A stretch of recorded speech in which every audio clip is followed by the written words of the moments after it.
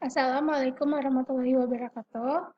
Untuk anak-anak kelas 12, pekan ini materi matematika yang akan kita pelajarin yaitu mengenai statistika.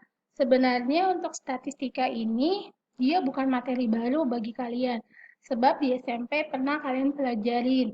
Tetapi data yang kalian gunakan hanya terpusat mengenai data tunggal, sedangkan untuk taraf SMK, data yang kita gunakan berpusat dengan data kelompok. Materi-materi yang akan kita bahas di dalam statistika yang pertama mengenai ukuran pemusatan data, ukuran letak data, ukuran penyebaran data, dan penyajian data. Sesungguhnya untuk penyajian data adalah materi yang biasanya diajarkan paling awal. Tetapi untuk kali ini Ibu akan langsung membahas mengenai ukuran pemusatan data. Ukuran pemusatan data itu terbagi menjadi tiga. Yang pertama, mencari mengenai rata-rata, median, dan modus, di mana ketiga hal tersebut bukan hal yang baru lagi buat kalian, karena pernah kalian pelajarin di waktu SMP. Ukuran penyebaran data kelompok, karena data yang akan kita gunakan berpusat mengenai data kelompok. Apa sih Ibu maksudnya data kelompok itu akan Ibu jelaskan nanti ketika pembahasan contoh soal. Rata-rata, seperti yang kalian tahu, rata-rata untuk data tunggal maupun data kelompok pengertiannya sama. Misalkan kalian memiliki 10 nilai dan kalian ingin mencari rata-rata, berarti kalian tinggal menjumlahkan 10 nilai tersebut dan dibagi banyak data, yaitu 10. Akan didapat yang namanya rata-rata. Untuk rata-rata data kelompok, lambangnya masih sama, X bar. Didapat dari sigma Fi Xi dibagi sigma Fi. Sigma itu apa, Bu? Sigma itu adalah penjumlahan. Jadi misalnya kalian memiliki data 10, berarti sigmanya itu terdiri dari data pertama hingga data ke-10.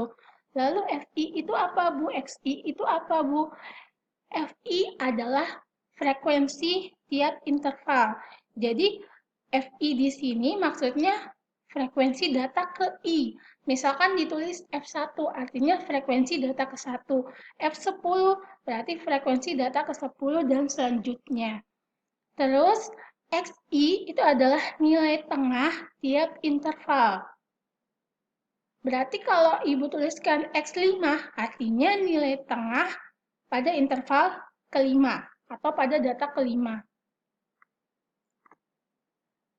Contohnya, rata-rata dari tabel distribusi frekuensi di bawah ini adalah, berikut ini adalah contoh dari tampilan data kelompok.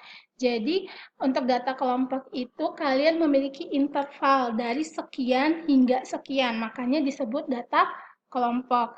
Contohnya, di sini untuk interval pertama, kalian memiliki nilai 20 hingga 24 dengan frekuensi 4. Kesulitan untuk data kelompok adalah kita tidak tahu pasti untuk data 20 itu berapa frekuensinya, data 21 berapa, 22 berapa, 23 berapa, 24 berapa. Kita tidak tahu pasti. Yang kita tahu hanyalah untuk data 20 hingga 24 ada 4 frekuensinya. Ataupun bisa saja di dalam interval ini yang berfrekuensi 4 sama sekali tidak ada data ke-23. Jadi yang ditampilkan hanya bahwa data 20 hingga 24 memiliki frekuensi 4. Dan untuk 20, 25, 30, 35, 40, 45 ini yang kita namakan tepi bawah. Sedangkan 24, 29, 34, 39, 44, 49 kita namakan tepi atas. Lalu Bu, cara menghitung XI-nya bagaimana Bu? Cara menghitung XI-nya itu tinggal kita hitung 20 ditambah 24, kemudian dibagi 2. Itu artinya adalah nilai tengah. Atau kita bisa cara manualnya 20, 21, 22, 23, 24. Tengah-tengahnya di mana? Di sini. Artinya 20, 21, 22. Jadi 22 itu adalah nilai tengah untuk interval yang pertama. Atau bisa menggunakan rumus 20 ditambah 24 dibagi 2. Lalu Bu, bagaimana cara kita menghitung rata-rata untuk tabel berikut ini? Caranya, yang pertama, kita tentukan dulu XI. Kita munculkan yang sebelumnya kita hanya memiliki 2 kolom nilai dan kolom frekuensi. Langkah ketiga, kita harus menambahkan kolom XI atau nilai tengah. Nah, nilai tengah ini kita hitung. Tadi caranya 20 ditambah 24 bagi 2. Jawabannya 22. Bu, berarti panjang dong, kita harus ngitung satu per satu. Tidak, kita nggak perlu ngitung satu per satu. Karena ketika kita sudah mendapatkan nilai tengah untuk data yang pertama, kita bisa melanjutkan dengan menambahkan panjang kelas. Caranya bagaimana, Bu? Pertama, kalian lihat tepi bawah. Di sini 20 dan 25. Kita kurangkan, kita cari selisihnya. Jadi 25 dikurangi 25. Oke, itu yang dinamakan panjang kelas atau interval kelas. Selanjutnya untuk mencari XI pada baris kedua dan selanjutnya hanya perlu kita tambahkan dengan panjang kelas atau interval kelas. Tadi kita udah tahu bahwa panjang kelas kita adalah 5, berasal dari 25 dikurangi 20. Berarti untuk nilai tengah pada baris kedua tinggal 22 ditambah 5, 27, 27 tambah 5, 32, 32 tambah 5, 37, 37 tambah 5, 42, 42 tambah 5, 47. Nah, untuk kolom yang keempat, kita tambahkan kolom FIXI. FIXI itu artinya frekuensi ke I dikalikan dengan nilai tengah ke I. Berarti di sini adalah nilai dari F1X1. Karena pada frekuensi data pertama dikalikan dengan nilai tengah pada data kedua. Kalian lanjutkan hingga data terakhir dan kita cari jumlahnya. Didapat bahwa sigma atau jumlah dari keseluruhan FIXI adalah 1710. Dan jumlah frekuensi untuk data kita adalah 50, didapat dari 4 tambah 8 tambah 14 tambah 12 tambah 10 tambah 2 yang berjumlah 50.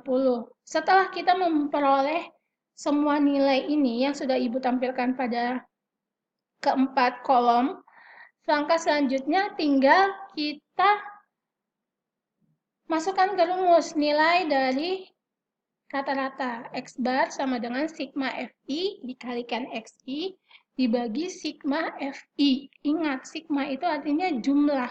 Jadi, maksudnya sigma itu adalah penjumlahan dari seluruh nilai FI dikalikan XI dengan penjumlahan dari seluruh nilai FI.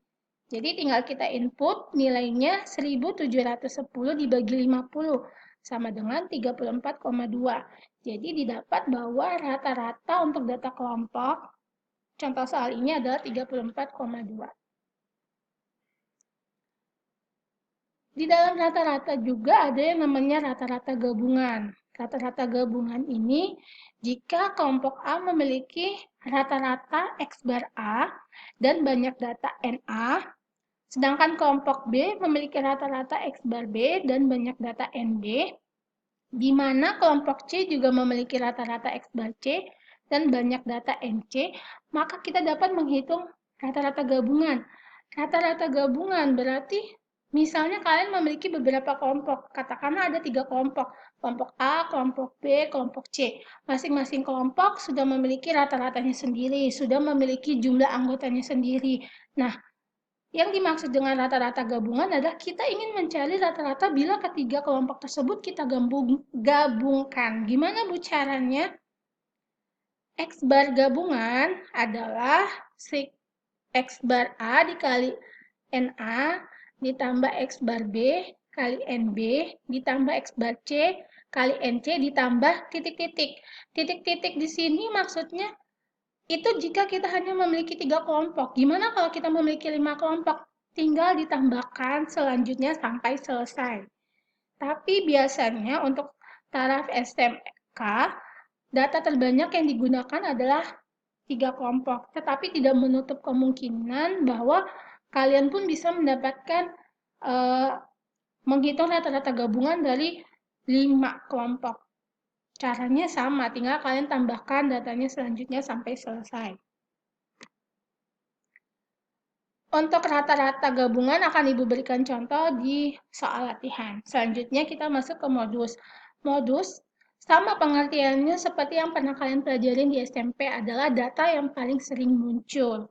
Untuk data kelompok juga sama pengertiannya, data yang paling sering muncul atau data yang memiliki frekuensi terbanyak. Untuk mencari nilai modus pada data kelompok, rumusnya adalah TB ditambah D1 per D1 tambah D2 dikali P. TB apa, Bu? TB adalah tepi bawah kelas modus. D1 adalah selisih frekuensi kelas modus dengan kelas sebelumnya.